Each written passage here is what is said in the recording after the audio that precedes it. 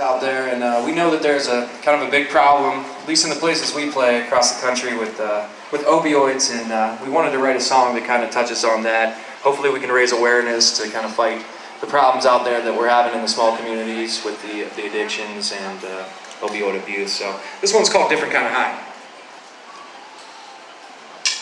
Alright, we're at Music Fest, guys.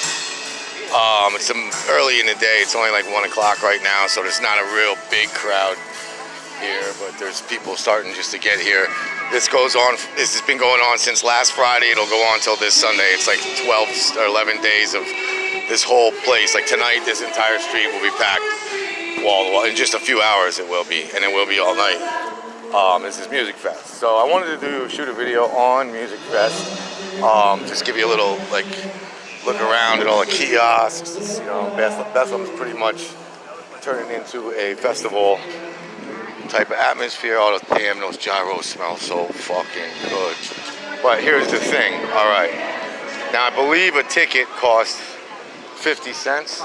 How much is a ticket? A ticket's $1. Every ticket's $1. So you look at these prices. A gyro, $11 for real. Like getting hamburgers, French fries, and a soda here costs something like $27. It's like, so I mean, that's why the name of this is the gentrification of the Bethlehem music scene. Like, and Bethlehem's not that broke. It's not like it's a bunch of poor people, but it's not like it's a bunch of rich people either that can afford $27 for a fucking plate of food. Music Fest is supposed to be about Bethlehem's people, and no longer is it about that. You can't afford it. It's hard to, even if you live here and you don't go, you have to deal with it around it. Parking's a bitch, and like it affects everyone and shit. But like it's worse in Allentown. Like they just rebuilt everything, and all these new restaurants and all these new, like the hockey arena and shit. But nobody in the city of Allentown can afford to eat at any of those places. But this isn't about Allentown, it's about Bethlehem's music scene. So the reason I showed you that stage and like what little of you saw of that band, and that's a band I've never heard of. They don't play in any of the bars around here. They don't put their, you know, either they're somebody that tours nationally and that's all they do is shit like Music Fest and festivals, because that's what most of this is built on. Like to get a gig here, like I'm a local musician. I got Music Fest gigs at bars and venues that are close by, but my years of playing actual Music Fest ended in the early 90s during my first tour as a rapper. Like I used to play here in college and shit, and like actually get Music Fest gigs on the street like you just saw. And they don't really pay you that well. They're real dicks about parking during here and the Music Fest. Like I always get parking tickets and like pretty much negate what I earned as a musician here. There's a Hotel Bethlehem. So it's like to get a gig at Music Fest now, like for me, for everyone who's playing, and there's something like, there's I think 22 different stages, and there's thousands of people here, there's thousands of gig opportunities for musicians. But like here's the thing, you have to like have your band bio, you have to have all your shit together, all your paperwork in, you have to fill out a form online, join Reverb Nation, pay a fee, and have it all in by January to play here in August. Like if you're a band that's just scraping by and just trying to survive each day, you know, this is for people who like aren't really like rock bands, but they're like businesses, corporations and shit. And there are people like another thing is like if you're like I'm a guy who plays DMX and Biggie Smalls. Guess who they don't want to hear? What type of shit they don't want to hear? Here, DMX and Biggie Smalls. But if I played a banjo and I was a 5-year-old girl, I would get here a gig here in fucking seconds. You know what I'm saying? So it's like it's hard. And then like at the bar, like the other part of the thing that sucks about the Bethlehem music scene is that like, and I'm sure it's probably not just Bethlehem, it's probably everywhere, but like the majority of musicians, like and this always sounds like I'm such an asshole when I say this, but like I really am like not just a musician, I'm also a gangster. Like that doesn't happen very often, and there's no other musicians / gangsters around here. So when I deal with other musicians, it's tough because like I have shitty equipment, I have, you know, barely enough money to scrape by. I barely have any gigs. You know, I don't have a real good support system. These are guys that like a lot of these guys don't even have jobs. They live in their parents' house. They work as a waiter 25 hours a week, and then they don't have kids, they don't have wives, they don't have mortgages, they don't go to college. Like, I'm competing with that to try to get gigs against them, and I lose because they have all day, every day to go out and get gigs, and they have like all these resources that I don't have. You know what I mean? Like, yeah, if your mom buys you a guitar every fucking year for Christmas, you probably have 7 or 8 great Gibsons at home. I don't. I have a piece of shit that I had to work really hard to buy to buy, and I beat the shit out of it every night, and it's gonna be a long time till I can afford another one. You feel me? Because I gotta pay shit like mortgages and child support. So I have to compete like with that, and like definitely another thing that's going on is like, look, like I keep getting heat because I have a drug problem and I act up when I drink, and I womanize and shit. And I'm being told by other so-called people who call themselves rock stars to cut it out.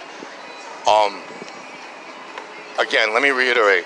I'm a rock musician who has a drug problem, acts up in bars, and womanizes. I don't really do any of those things anymore anyway, but they just say that.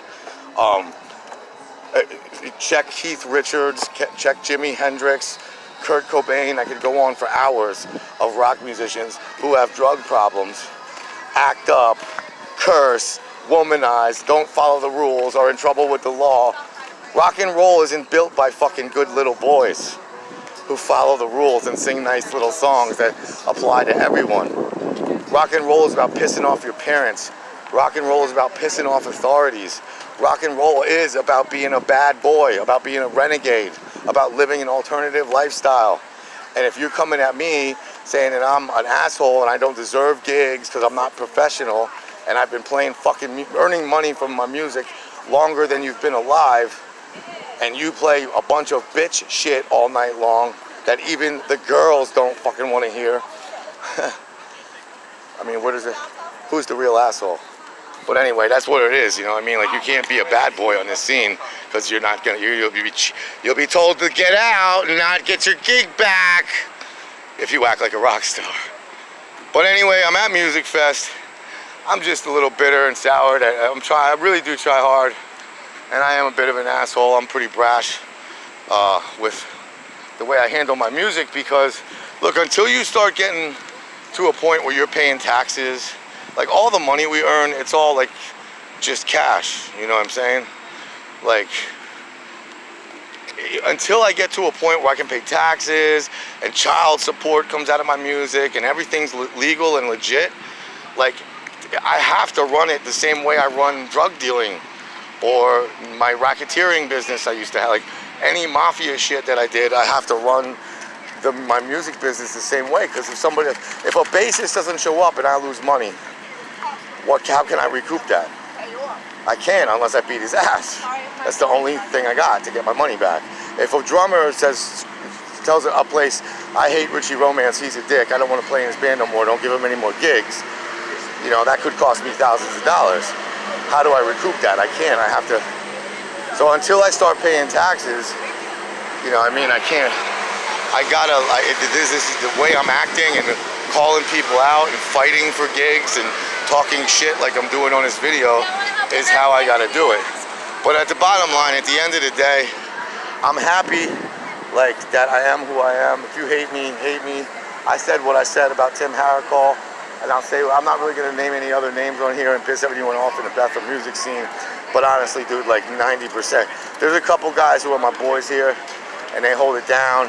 And most of them are young bulls that were here, that were nothing when I got here, and they've earned and worked their way up. Like, for instance, Rusty Snow, Lorenzo Bubba, Despite Them Spicy Balls, John Doyle. So these are guys that I like. If the whole scene was like that, I'd be happy, but I'm not, because this whole scene's not like that. There's a lot of fucking bitch niggas out here, and there's a lot of dudes who are like, that's all they do. They live to, like, if a fucking bar would open up 10 minutes from now, and you knew where it was, you'd see Tim Haricall waiting there with all the other guys that they're fucking in the same boat, that have gigs and open mics and play fucking cutesy little love songs really perfectly and look good when they do it. Yeah. You'll be waiting behind them if you're trying to be a musician in Bethlehem. Main stage, that's where all the polka music is played. Polka music! Every year, polka's big here in Pennsylvania. A lot of Pennsylvania Dutch people. In fact, I think Pennsylvania is the capital of polka music in North America. I could be wrong about that, I don't know. But anyway, Music Fest is closed out with polka music every year. My boy Al Meitzler, polka fucking madness. Believe it or not, that's how eclectic I am. Not only do I like polka music, not only have I sampled and rapped to polka music, but I want to start a polka band. On top of everything else, I want to start a bluegrass band, a country band. Hey, baby girl. How are you? What you doing here today? Just hanging out before work. Hanging out? Yeah. I got bikes so I can like go anywhere I want fast. Okay. Yeah. Well, I'm just kind of chilling.